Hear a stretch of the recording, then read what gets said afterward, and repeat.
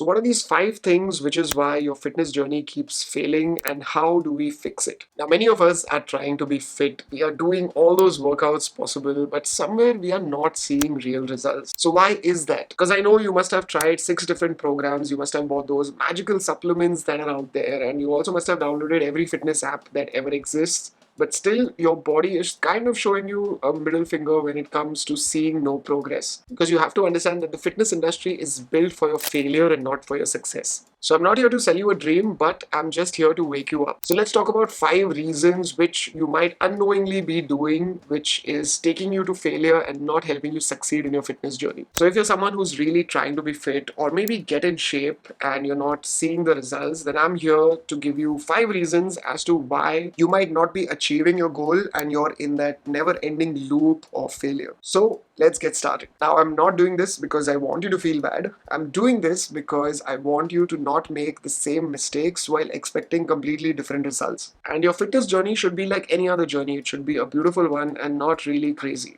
Well, let's talk about the very first one, which might be a little uncomfortable than the squats you're avoiding, which is that your starter why is weak. Now, when I talk to most of my friends as to why do you want to lose weight, the very first thing they tell is that, I want to lose the stomach right here, or maybe I want abs, or I want to get like a little bigger biceps, and maybe I just want to get in shape in another 1 or 2 months. And all of those are starter whys. The reason why these starter whys are useless is because the moment that date comes in, or the moment your deadline has arrived and you've not really achieved something, or the moment that summer has just gone by, even your reason to train ends. In fact, there is even a Stanford study that shows that people are least likely to stick with fitness goals that focus on looking better, like losing weight or even getting toned. And on the other end, they are more likely to keep exercising if their goal is to be healthier, to reduce their stress, or maybe just to feel good. Which is why I always say that connect your fitness to something that is much bigger than you can achieve. So whether it is longevity, mental health, or even reducing your stress, or maybe just being strong enough to carry those grocery bags the older you get.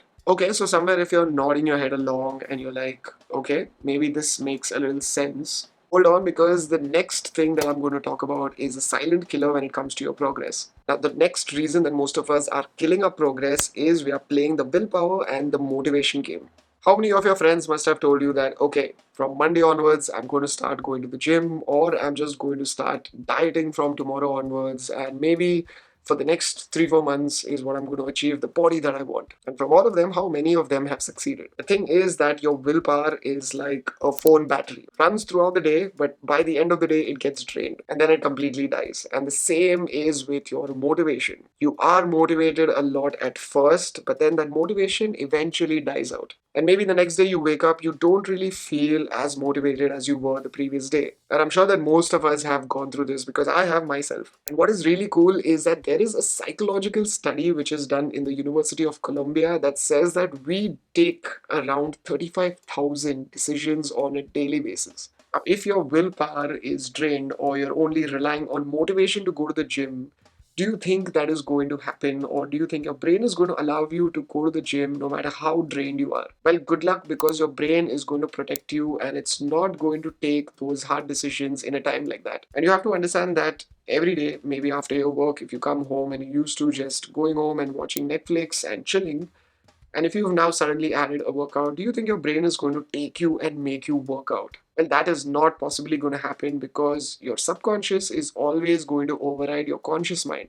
And no matter how motivated you are, maybe for a day or two that will work, but eventually that's not going to work. So, how do we fix that? Well, stop relying on motivation and build systems instead. One thing you can do is you can pre pack your gym bag so that when you come from work, you can just pick it up and just go, so you don't have time to think and collect and your brain just stopping you from it. Second thing is schedule your workouts like it is a non-negotiable meeting. And one more thing you can also do is just try to go for a morning workout. If you're someone who goes to work, comes back home, feels very tired after a very busy day, and then finds it very difficult to work out, the best thing to do is work out in the day or work out anytime in the morning, because at that point of time you're just done with the workout and then you can run through your day.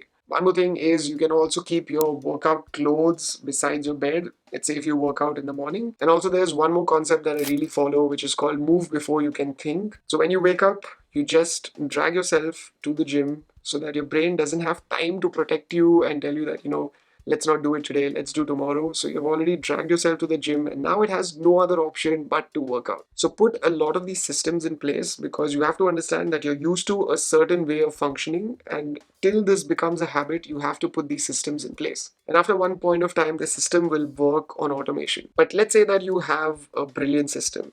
But the problem is that even the best systems can fail if you are going to be doing what I'm going to talk about next. Because this next massive mistake is what has sabotaged many fitness journeys, and you might also relate to it. And that is you're chasing intensity over consistency. Now, the fitness industry has brainwashed a lot of us, telling us one thing that, you have to drown yourself in sweat. You have to feel like those muscles are sore every time you work out, and you might have to push yourself so much that you should almost feel like you're drained and you're dead during a workout. So basically, the fitness industry has just tried to tell us that unless you're not drowning in sweat or you can't walk the next day, the workout that you're doing is useless. And that's complete garbage. And it's not me telling you, but there is a Harvard research that says that consistent moderate exercise outperforms any intense workouts for every fitness goal. So if you're trying to lose fat or gain muscle, or you want your health markers to just come in line and just be really healthy, it's always consistency over intensity. And to keep it simple, let's do the math. A 3 30-minute moderate workout weekly for a year equals to 78 hours of exercise. But a 2 beast mode 60-minute session weekly that you quit after a month is just 8 hours in total. And the thing is that most of us really think that we need to work out so intensely that every muscle of our body needs to be sore. But the problem with this is that we don't think about the next day and we don't think about the long term consistency, which is why most of us don't turn up after the first week of gym, or we don't turn up after 2 weeks of gym, is because your body is so sore from that intense workout that you were really attempting to, that you don't want to come back to doing another workout because your body is just telling you, listen, I need to rest. You have to remember that consistency always wins. That doesn't mean you don't have to do any intense workouts, but you, of course, can lower the intensity and increase the frequency. And really watch what happens when you increase your frequency, be more consistent, and show up for 6 months in your gym. All right, so I have built systems and I'm very consistent.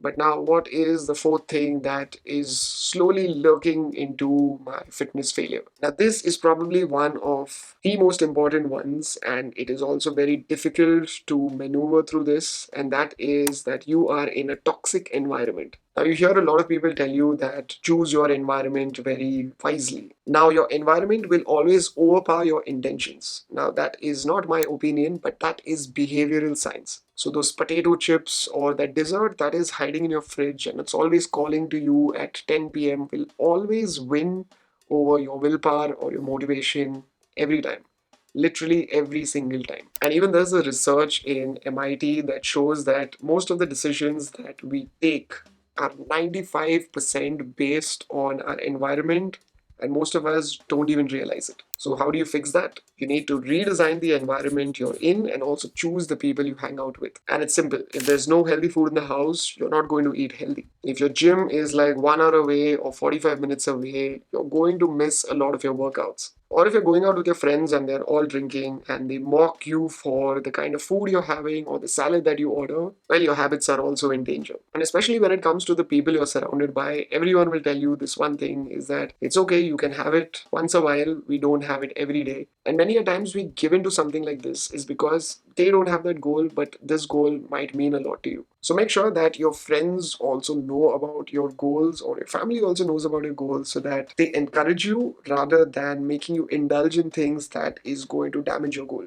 So you need to redesign your entire environment, and also you need to make sure your folks or your friends are more aware of what your goal is so that you can make those good choices and it is effortless. Understand that they also are a big part of that environment, and also they are a big part when it comes to you succeeding in your goal, whether it is gaining muscle or losing fat or any other thing. Now, these are the four reasons, but the last one is the one that can override everything that we've spoken above. And it might also be the real reason that you keep starting over. And that is using the most dangerous word, that is, once I reach my goal.